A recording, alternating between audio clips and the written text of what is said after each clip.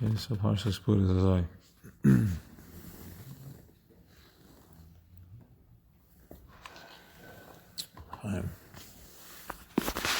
So Parshas Purim.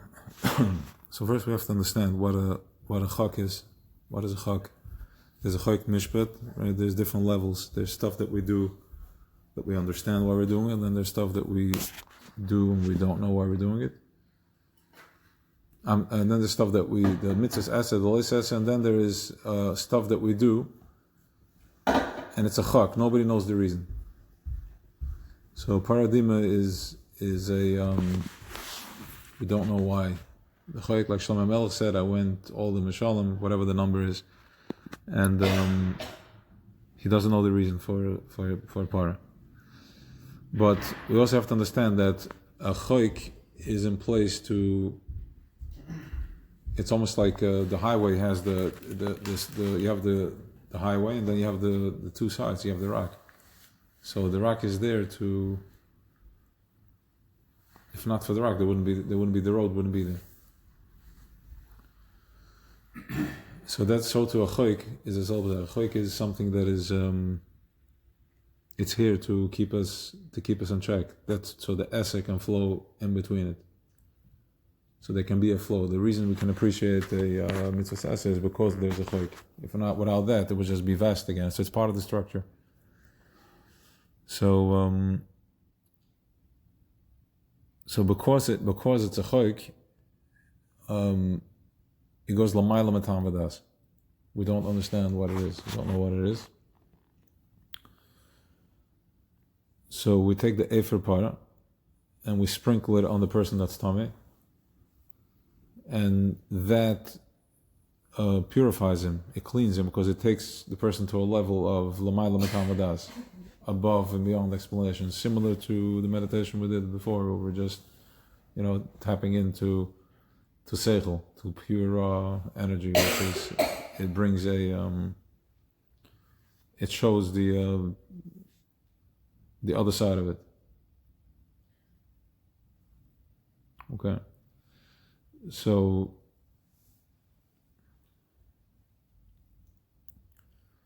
right now, the para aduma, what is para aduma is represented by Torah's Chassidus, by high content consciousness, because everything that plays out in physical also goes from l'may lamata. So now that we're not physically here anymore, because the Beis, okay, whatever, let's not get carried away, but we're not physically here because we're not doing the avodah physically. That's what I meant to say. The Beis Hamikdash is not here, so we're doing the avodah within us. Each and every one of us is its own behemoth, working on it, holding his own. So too, Efer Para is not physically here anymore. We have it now from Torah's Chassidus. That's the stuff that we talk. So now, before we're going back to next week is Shabbos HaChodesh, we're going into Nisan already. So so before we go into that, we have Parshas Shabbos Para before that we get purified. So when we go in to get the new Chodesh, the new Ischachas, the new Moichin, we're already clean.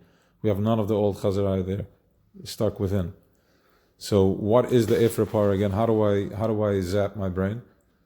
By learning Torah's Chassidus and learning mindfulness. This is how that's the awakening. That's the Efer Para, because it takes you away from all the other nonsense. If I'm present, I tap into something that's higher conscious. In other words, what makes a person be present is already a high conscience. Because if you're not in high conscience, you wouldn't you wouldn't know that you need to be present. So that's it. You're searching. The fact that you're searching, you're already a high. That's the high consciousness right there. That's the kesser of it. The wanting to be present. The one thing to be present. No, wanting to be present. That's already a high consciousness. Yes.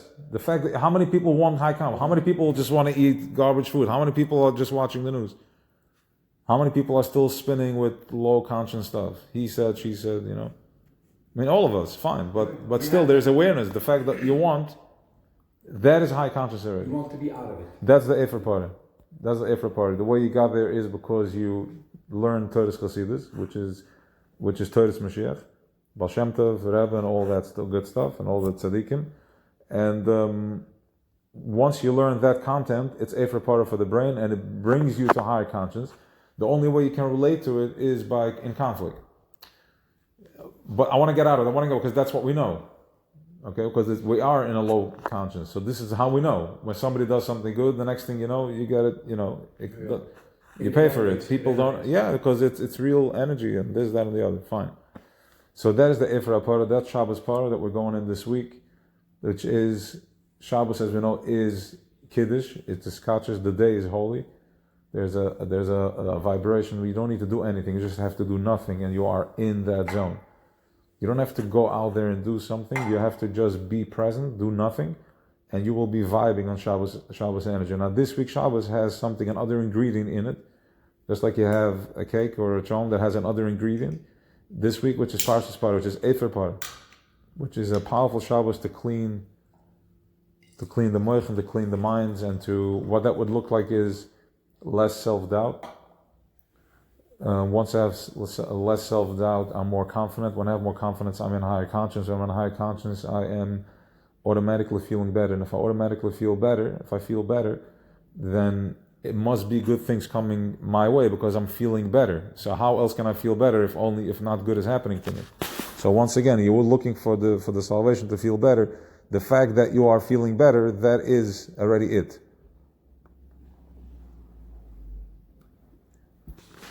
The fact that you don't want to ruin your feeling better, Ipshat is that's where it's at. So so be present in Shabbos to bring the attention. I think it's in the chest, it's in the back, it's a little lower. It's like in the right shoulder blade. What is it? It's Chesed. Chesed. I don't know. Choliyat. So why do we need how if we don't have anybody to take us out when we're no conscious or we're feeling bad, why do we need somebody else or why do I need somebody else sometimes to take me out, to either tell me something or something has to happen to take me out of it, like otherwise I'll be sitting in a dirty diaper. So first of all, the simple answer is Ein Chovesh Mat Atzman Beis Hasirim, that a person cannot take himself out. Second of all, basically what you're expressing is that you are in a better feeling right now. And instead of saying, I'm feeling better now, you're like, why do I always need to be defended like on somebody else? So why don't you just say like, I'm feeling better now. I'm feeling better. Good. So then... Don't go to the negative. So now let's answer the question. So why do you need somebody else? Nee, als our manager in jail, kent zich alleen zelf niet. Yeah, but then we want to understand it. We don't want to just say words. Why can't someone yourself? So why not? Yeah, because when you're in it, you don't know you're in it. Now, since you've had already moments of higher conscience, you already now know when you're in it. You know that you're spinning. You know that that's not good. And then the self-doubt comes and all that. And then when you feel better, you can go back to it. But like, what's the alternative? I can believe this too. The alternative is that this feeling is going to go away soon, and I'm going to be back in my crappy conscience. Right? Right now. Right now, your mind can say like, how long is this going to last? Right. Okay. So the alternative, you've taken enough beatings to say like, you know what? Okay, could be it's going to go. Like, well, while it's good, it's good. Right. And as you start doing this more and more, that's how you kick away the lower conscience. And it happens less that you go. Correct. And you can snap out of it faster.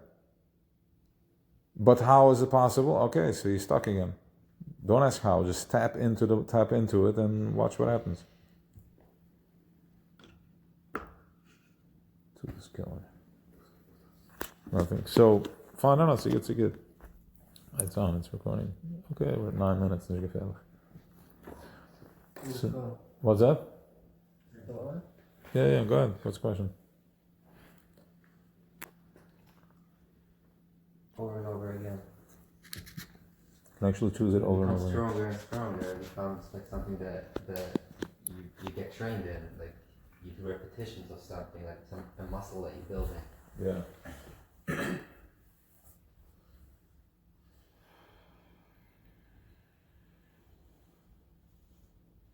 Yeah, it's like the gym. The gym. The more pain, the more gain. Also, I just wanted to. That's just a side effect of it.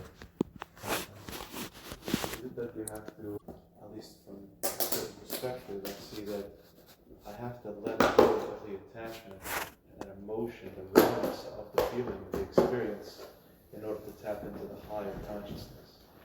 So I never want to sacrifice my feeling for a higher consciousness. I would rather be able to, with my feeling at the same time, be in a higher consciousness. Sure, so that's the ultimate, that's the purpose. That is the purpose, to I feel. want to close the door and hide behind. So the way it works is like you have Keser, you have Chachma bin Adas, and then you have the Midas. The Midas are the emotions. The emotions are the ones which is called Ze'ampen. From there, so Chachma, you have Keser, you have Chachma bin, which is the father and the mother. Chachma is the father, bin is the mother. They have a Yichud, an energetic Yichud. From there is Das taps into that. He does this kashrus and he feeds it into the midas, which is in the heart. The heart is the zib midas. That's the fire, the I want, I need, the emotion. And then Zah brings it into Malchus. Malchus is this tube that we're in right now. This is Malchus. This machine that lives in time and space and has speech lives in Malchus. The fact that we can speak, there has to be time and space. Otherwise, my words would just, how would it would come out all at once. That's in that consciousness. It's within us, we can feel it. It's in the back of the head, it's in Das, we know it. That was what, so the basic aim of die? Yes. No, from die is where we can, Bakshakai. Bakshem Alamadai. Fine, so back to that. So that goes into Malchus, and then Malchus is that we are Malchus Datzilis. So Malchus is time here, we're in physical. Everything physical is Malchus. We are the Malchus, we are Malchus Datzilis. We're Malchus from where he manifests his most. The Zachalan, that's it. That's all. That's Tahir Allah Machshava Kaduma. It's all that. It's the first thought. So now the avoida is what's going to happen is we need to feel them fully in the body. When you eat, when you sleep, everything should be done with mindfulness. Once we're going to finish processing that, that's where Malchus is going to meet Keser. So you're going to be in your body, mindful, but in high conscious. Why? How does that work? Because how does the ego work? He needs stuff. But what if you give him everything he wants? And then what happens? He finally gets bored of that too, and then he lets go. Right? The more you do, you're like, yeah, okay, I've done this. But now on a larger scale, we're doing all this. We're going through it's a 6,000 year bid. We're going through all that. So finally we're like, okay, I'm ready to just try something else. Because I've seen it all. I've done it, I've taken it, I had it, I don't have it, I can't get it, I'm trying to, it's too much pain. You keep getting whacked in the head. So what's going to happen then is that's when Zah is going to surrender, that's going to be properly landing in Malchus. And from there is where Chachma is going to communicate with Malchus directly. Which means, right now we're receiving through Chachma Bina, then my Das, and then my Midas. So by the time it's down here, it's already filtered down. We're talking about how much money am I going to make, or no, a lot. But how, the way, the stress over it. Okay, he said he has a nicer wedding, he had a nicer wedding, right? Whatever. Once, you want to So now, but what happens is when I'm directly connected to Chachma, then you are in high conscious. You can be no pain, nothing. You're receiving you cut out all the nonsense. We just created a backdoor system because that's the only way we can reach such a high place is through a backdoor system. What is the experience of that? Of what? Of getting to Malchus and Panam B'Panam with Keser? The experience you're going through right now. We are right now deep in the process of where Malchus meets Keser. We're finally, it's here. It's happening. It's happening. We're waking up to it. We're realizing that it's only like it's an energy. It's like a nipple. It's a program. It's like a cloud. It's a cloud, and Amalek is very intense. Amalek is very active. He enters in. It's already a joke, but he enters in every space. He's everywhere. You're going to see him. Top of your head, side of your head. He's everywhere. You know, it's like, wow. Default mode. He brings certain awarenesses to a person. So when you're finally meeting Keser, you're judging yourself for it. Here's the Godfoot? Yes. He brings certain awarenesses to a person. He will send you a certain message.